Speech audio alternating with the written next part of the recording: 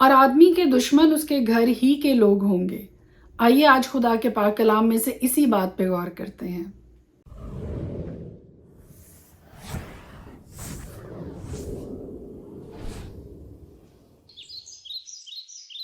خدائے قدوس کے زندہ جلالی بابرکت پر فضل نام میں ایک بار پھر آپ کو سلام۔ میرا نام ایسٹر ہارون ہے اور ہر روز خدا کا زندہ کلام لے کر آپ کے سامنے آتی ہوں، اور ہم مل کر خدا کے پاک کلام کی تلاوت بھی کرتے ہیں اور تھاٹ آف دا ڈے بھی خدا کے زندہ کلام میں سے سیکھتے ہیں۔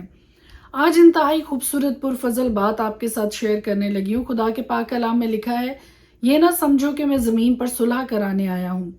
صلح کرانے نہیں بلکہ تلوار چلوانے آیا ہوں، کیونکہ میں اس لیے آیا ہوں کہ آدمی کو اس کے باپ سے اور بیٹی کو اس کی ماں سے اور بہو کو اس کی ساس سے جدا کر دوں، اور آدمی کے دشمن اس کے گھر ہی کے لوگ ہوں گے۔ پھر ایک اور جگہ اسی باب میں خدا کا پاک کلام یوں فرماتا ہے، بھائی کو بھائی قتل کے لیے حوالہ کرے گا اور بیٹے کو باپ، اور بیٹے اپنے ماں باپ کے برخلاف کھڑے ہو کر ان کو مروا ڈالیں گے، اور میرے نام کے باعث سے سب لوگ تم سے عداوت رکھیں گے، مگر جو آخر تک برداشت کرے گا وہی نجات پائے گا۔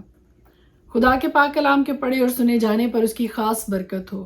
میرے عزیزوں، جو خدا کا کلام، جو تھاٹ آج میں آپ کے ساتھ شیئر کرنے والی ہوں، وہ اس نسبت سے ہے کہ یہ آخر زمانہ ہے، اس میں کوئی شک نہیں ہے، اس میں کوئی دو رائے نہیں ہے۔ خدا کے کلام کے مطابق جو کچھ ہم اپنے گھر میں، اپنے ارد گرد، اپنے معاشرے میں، اپنے خاندان میں، اپنے ملکوں میں اور عالمگیر سطح پہ دیکھ رہے ہیں، یہ وہ ساری باتیں ہیں جو خدا کے پاک کلام کے مطابق پوری ہو رہی ہیں۔ آپ کو کہیں صلح، امن، دوستی، پیار، محبت نظر نہیں آتا ہے۔ کیوں؟ کیونکہ یہ وہ کلام کی باتیں ہیں جو 100% زندگیوں میں پوری ہو رہی ہیں۔ خدا کے پاک کلام میں لکھا ہے، اور آدمی کے دشمن اس کے گھر ہی کے لوگ ہوں گے۔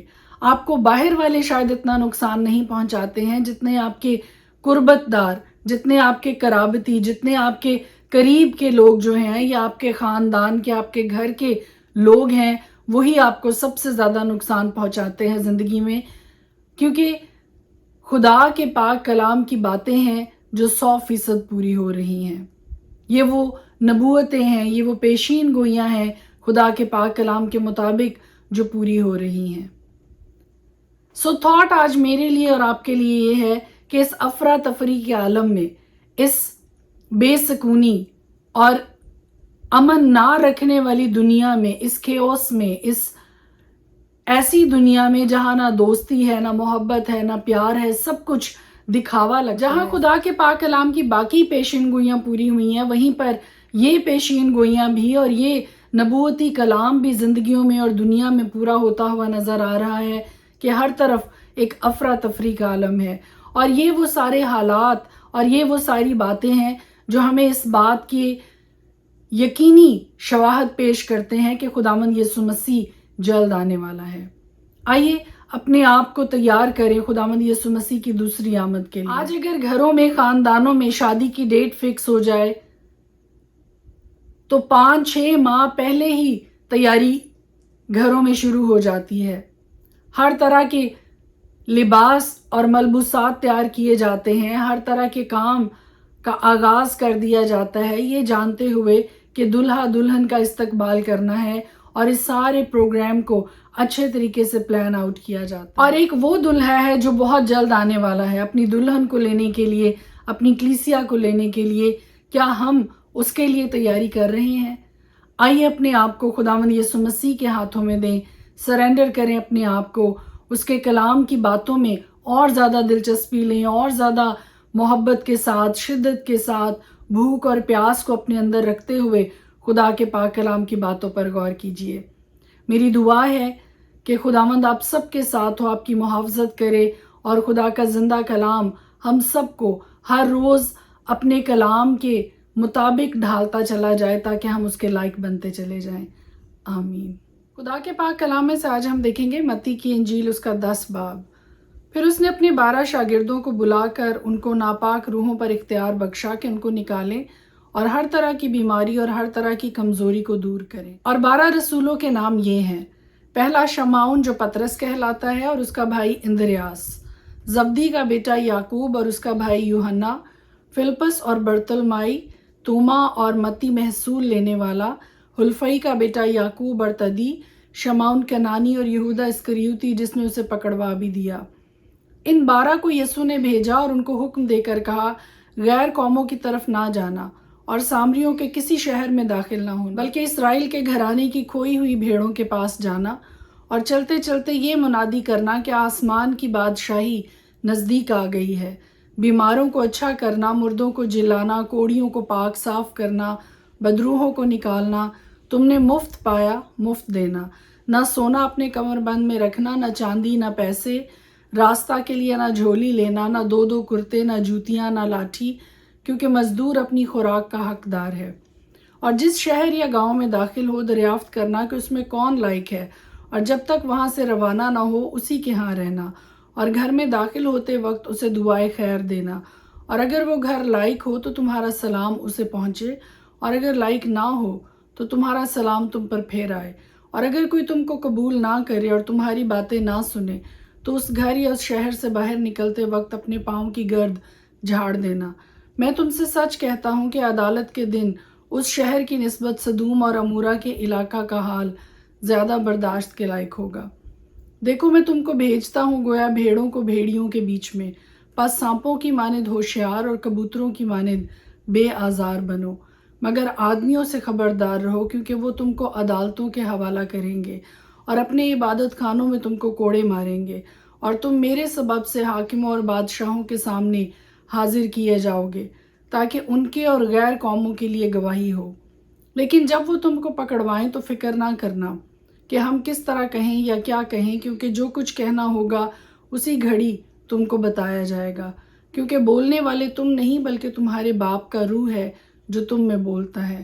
بھائی کو بھائی قتل کے لیے حوالہ کرے گا اور بیٹے کو باپ، اور بیٹے اپنے ماں باپ کے برخلاف کھڑے ہو کر ان کو مروا ڈالیں گے، اور میرے نام کے باعث سے سب لوگ تم سے عداوت رکھیں گے، مگر جو آخر تک برداشت کرے گا وہی نجات پائے گا۔ لیکن جب تم کو ایک شہر میں ستائیں تو دوسرے کو بھاگ جاؤ، کیونکہ میں تم سے سچ کہتا ہوں کہ تم اسرائیل کے سب شہروں میں نہ پھر چکو گے کہ ابن آدم آ جائے گا۔ شاگرد اپنے استاد سے بڑا نہیں ہوتا اور نہ نوکر اپنے مالک سے۔ شاگرد کے لیے یہ کافی ہے کہ اپنے استاد کی مانند ہو، اور نوکر کے لیے یہ کہ اپنے مالک کی مانند۔ جب انہوں نے گھر کے مالک کو بال کہا تو اس کے گھرانے کے لوگوں کو کیوں نہ کہیں گے؟ پس ان سے نہ ڈرو، کیونکہ کوئی چیز ڈھکی نہیں جو کھولی نہ جائے گی، اور نہ کوئی چیز چھپی ہے جو جانی نہ جائے گی۔ جو کچھ میں تم سے اندھیرے میں کہتا ہوں اجالے میں کہو، اور جو کچھ تم کان میں سنتے ہو کوٹھوں پر اس کی منادی کرو۔ جو بدن کو قتل کرتے ہیں اور روح کو قتل نہیں کر سکتے، ان سے نہ ڈرو، بلکہ اسی سے ڈرو جو روح اور بدن دونوں کو جہنم میں ہلاک کر سکتا ہے۔ کیا پیسے کی 2 چڑیاں نہیں بکتی، اور ان میں سے ایک بھی تمہارے باپ کی مرضی بغیر زمین پر نہیں گر سکتی؟ بلکہ تمہارے سر کے بال بھی سب گنے ہوئے ہیں، پس ڈرو نہیں، تمہاری قدر تو بہت سی چڑیوں سے زیادہ ہے۔ پس جو کوئی آدمیوں کے سامنے میرا اقرار کرے گا، میں بھی اپنے باپ کے سامنے جو آسمان پر ہے اس کا اقرار کروں گا، مگر جو کوئی آدمیوں کے سامنے میرا انکار کرے گا، میں بھی اپنے باپ کے سامنے جو آسمان پر ہے اس کا انکار کروں گا۔ یہ نہ سمجھو کہ میں زمین پر صلح کرانے آیا ہوں، صلح کرانے نہیں بلکہ تلوار چلوانے آیا ہوں، کیونکہ میں اس لیے آیا ہوں کہ آدمی کو اس کے باپ سے، اور بیٹی کو اس کی ماں سے، اور بہو کو اس کی ساس سے جدا کر دوں، اور آدمی کے دشمن اس کے گھر ہی کے لوگ ہوں گے۔ جو کوئی باپ یا ماں کو مجھ سے زیادہ عزیز رکھتا ہے وہ میرے لائق نہیں، اور جو کوئی بیٹے یا بیٹی کو مجھ سے زیادہ عزیز رکھتا ہے وہ میرے لائق نہیں، اور جو کوئی اپنی صلیب نہ اٹھائے اور میرے پیچھے نہ چلے وہ میرے لائق نہیں۔ جو کوئی اپنی جان بچاتا ہے اسے کھوئے گا، اور جو کوئی میری خاطر اپنی جان کھوتا ہے اسے بچائے گا۔ جو تم کو قبول کرتا ہے وہ مجھے قبول کرتا ہے، اور جو مجھے قبول کرتا ہے وہ میرے بھیجنے والے کو قبول کرتا ہے۔ جو نبی کے نام سے نبی کو قبول کرتا ہے وہ نبی کا اجر پائے گا، اور جو راست باز کے نام سے راست باز کو قبول کرتا ہے وہ راست باز کا اجر پائے گا۔ اور جو کوئی شاگرد کے نام سے ان چھوٹوں میں سے کسی کو صرف ایک پیالہ ٹھنڈا پانی ہی پلائے گا، میں تم سے سچ کہتا ہوں وہ اپنا اجر ہرگز نہ کھوئے گا۔ پرانے عہد نامہ میں سے ہم دیکھیں گے زبور 35۔ اے خداوند جو مجھ سے جھگڑتے ہیں تو ان سے جھگڑ، جو مجھ سے لڑتے ہیں تو ان سے لڑ، ढाल और सिपर लेकर मेरी कुमक के लिए खड़ा हो, भाला भी निकाल और मेरा पीछा करने वालों का रास्ता बंद कर दे। मेरी जान से कह मैं तेरी निजात हूँ। जो मेरी जान के ख्वाह हैं वो शर्मिंदा और रुस्वा हूँ। जो मेरे नुकसान का मंसूबा बांधते हैं वो पसपा और परेशान हो। वो ऐसे हो जाएं जैसे हवा के आगे भूसा, और खुदावंद का फरिश्ता उनको हाँकता रहे। उनकी राह अंधेरी और फिसलनी हो जाए, और खुदावंद का फरिश्ता उनको रगेदता जाए, क्योंकि उन्होंने बेसबब मेरे लिए गड्ढे में जाल बिछाया और नाहक मेरी जान के लिए गड्ढा खोदा है। उस पर नागहान तबाही आ पड़े, और जिस जाल को उसने बिछाया है उसमें आप ही फंसे और उसी हलाकत में गिरफ्तार हो। लेकिन मेरी जान खुदावंद में खुश रहेगी और उसकी निजात से शादमान होगी। मेरी सब हड्डियां कहेंगी, ए खुदावंद तुझसा कौन है जो गरीब को उसके हाथ से जो उससे जोरावर है और मस्कीन और मोहताज को गारत घर से छुड़ाता है। झूठे गवाह उठते हैं और जो बातें मैं नहीं जानता वो मुझसे पूछते हैं। वो मुझसे नेकी के बदले बदी करते हैं, यहाँ तक कि मेरी जान बेकस हो जाती है। लेकिन मैंने तो उनकी बीमारी में जब वो बीमार थे टाट ओढ़ा और रोज़े रख रख कर अपनी जान को दुख दिया, और मेरी दुआ मेरे ही सीना में वापस आई। मैंने तो ऐसा किया गोया वो मेरा दोस्त या मेरा भाई था। मैंने सर झुकाकर गम किया जैसे कोई अपनी माँ के लिए मातम करता हो। पर जब मैं लंगड़ाने लगा तो वो खुश होकर इकट्ठे हो गए। कमीने मेरे खिलाफ इकट्ठे हुए और मुझे मालूम ना था। उन्होंने मुझे फाड़ा और बाज ना आए। ज़ियाफ़तों के बदतमीज़ मस्खरों की तरह उन्होंने मुझ पर दांत पीसे। ए खुदावंद तू कब तक देखता रहेगा? मेरी जान को उनकी गारत गरी से, मेरी जान को शेरों से छुड़ा। मैं बड़े मजमा में तेरी शुक्रगुजारी करूँगा। मैं बहुत से लोगों में तेरी सिताइश करूँगा।